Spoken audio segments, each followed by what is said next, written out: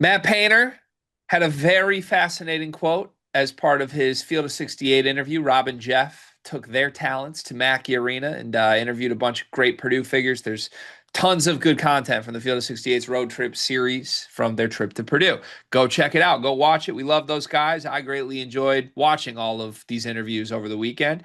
And anyways, Matt Painter, his big soundbite coming out of this interview was a one-liner that is something I've never heard a coach say because I don't know the last time a coach has had to do this, quite frankly. Painter said, quote, "We're the only program in the country that had to re-sign two All-Americans."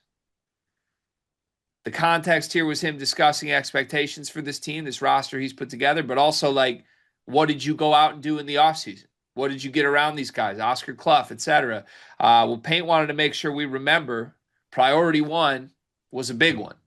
We had to go bring back our two All-Americans. And yeah, I said two All-Americans, Braden Smith and Trey Kaufman-Renn, and only program in the country that had to do so, per Matt Painter. He's right. He's objectively right. There is no other program in the country that even had the opportunity to bring back two All-Americans, let alone was able to execute on it and do it. So, how do you feel Texas about Tech, Matt Painter framing it this way? Texas Tech did. They don't have two All-Americans. Yeah, they do. No, they don't. They will. Well, they don't. that's Yeah, that's you're the right. point, right? Yeah, I guess. Because he is right. Paint's right. He's 100% right.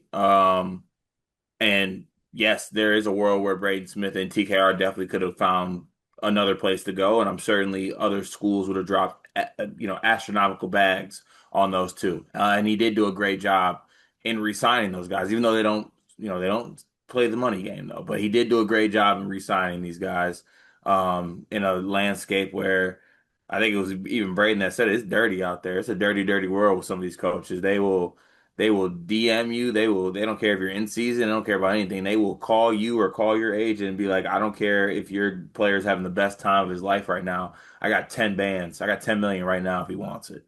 And it's something that these players do listen to. How hard do you think it was to re-sign each of these guys individually? We know the story with Braden. This is the I first don't time think it's really being talked about with I TKR. truly don't think it was that hard. Why? But I don't think it was that hard because Purdue is Purdue. I think even though they are getting paid handsomely, I do think like the people, the culture, the camaraderie, all that's associated with Purdue, the fan base, Mackey. I do think a lot of that if you all want to sum it up as culture, did play a factor in making it maybe easier than some would think to re-sign these guys.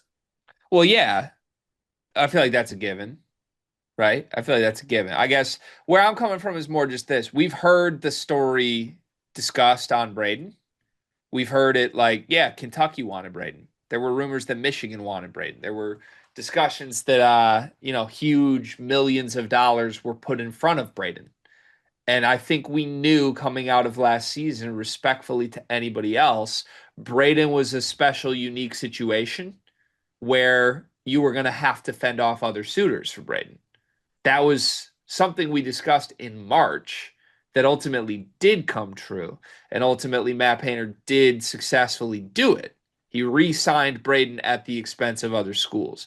This is the first time we've heard this talked about with TKR, though, isn't it?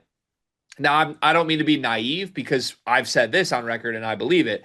If Fletcher Lawyer or Trey Kaufman-Renn wanted to, those guys absolutely would have been crazy sought after by almost everybody. Who wouldn't want these two guys? Everybody would want these two guys.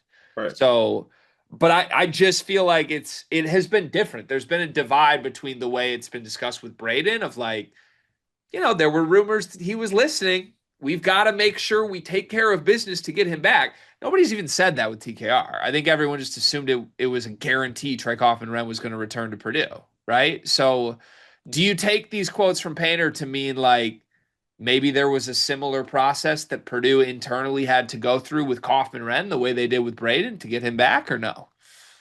I think he's implying that, and I do think there is definitely somebody out there who probably did try to, just see where TKR's head was at, and then they got in there and realized that it's a place that they don't want to be.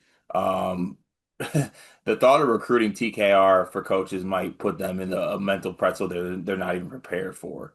at all. But I do think that there's definitely somebody that would at least say to TKR like, hey, you know what? Everything's great over there, but like, what they got you as second fiddle to Braden Smith? Why don't you come be our guy? Why don't you come be the only one here? Be this guy, and I got this amount of money for you. You're not the highest paid player on your team? That's crazy. You're TKR. You should be the highest paid player, and then make that happen. But yeah, TKR doesn't have a phone, so he never got those messages. He doesn't have a phone. That's No, cracking me up. TKR only communicates via Raven. That's hilarious. Um, yeah, I don't know how I feel. Even as I talked through this, like it just was new for me to interpret like, oh, we had to fend off people for TKR. But I also don't think that's necessarily what Paint's saying. To your original point here, I would think Braden was still the hard one to like have to fend off and make sure you put a compelling case together for. I think TKR and Fletcher were very ready to come back to Purdue.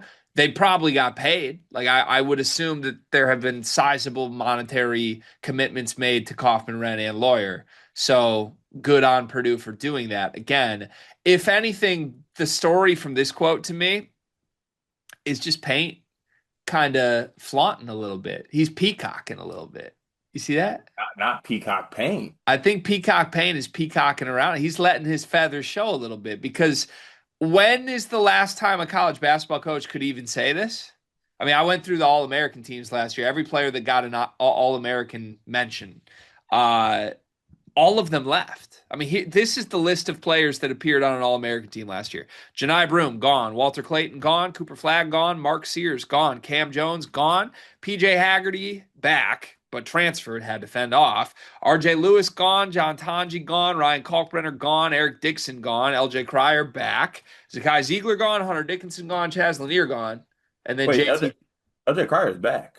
Or LJ Crier's gone. Oh, my bad. I was confusing him with Emmanuel Sharp. Okay, he's gone. Yeah. So the point is this: Haggerty, Toppin, and the two Purdue guys are the only All Americans back.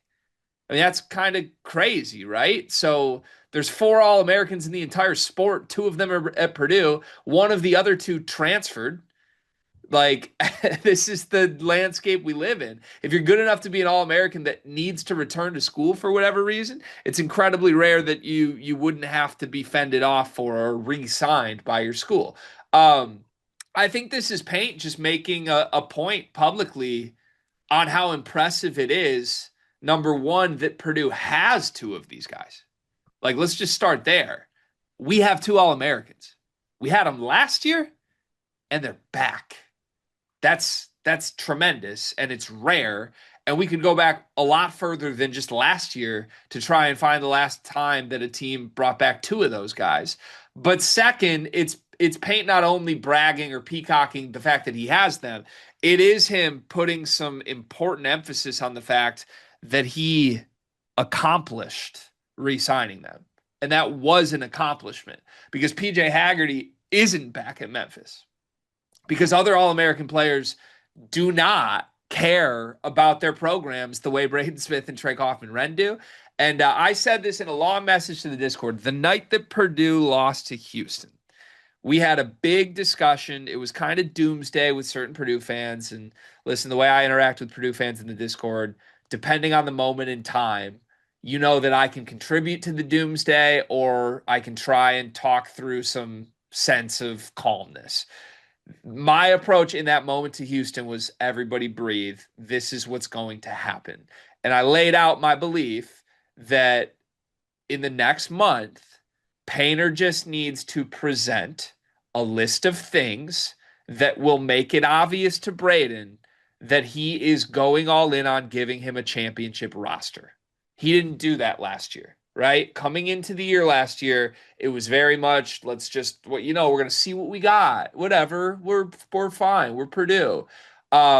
He needed to have a sense of urgency to win. That was obvious. And it's very clear that part of the reason he was able to re-sign two All-Americans was the fact that he laid out a case of we're going to go overseas and get Omer Meyer. And Braden was influential in getting Omer, if you listen to Omer. We are going to get the best rebounder in the portal. TKR, you struggled on the boards. You didn't like guarding fives? Got you, right? when you do that to the level that Painter did, he had the best offseason of any coach in the sport. That's how you convince these two guys to come back without much consideration to any other options, you know? Where do you think? Who do you think would tamper for TKR? Who would be first in line?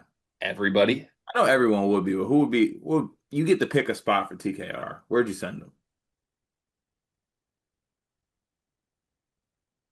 I don't know. I'm trying to picture. He really is like he's just a Purdue guy, you know? Like I can't picture him in another uniform. The worst part about it is he's a Purdue guy, and the most diabolical thing ever, like the actual place I could see him going would be Indiana. I like he wouldn't go there, but I'm talking about just fit wise. Like there's a massive gap in the front court. He would get everything. He could play next to a stretch big and Reed Bailey got the guard. Like that would be the actual.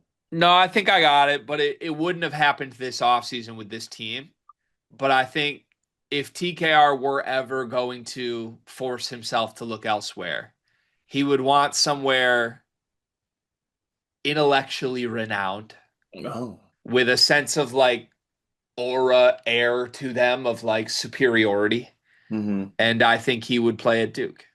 He would follow in the steps of Mason Gillis and be another four that John Shire steals from Matt Painter. That'd be a different level steal. They both matter. TKR would definitely work with the brotherhood ethos. 100%. Great Yeah, podcast host too. but wouldn't happen with Cam Boozer. So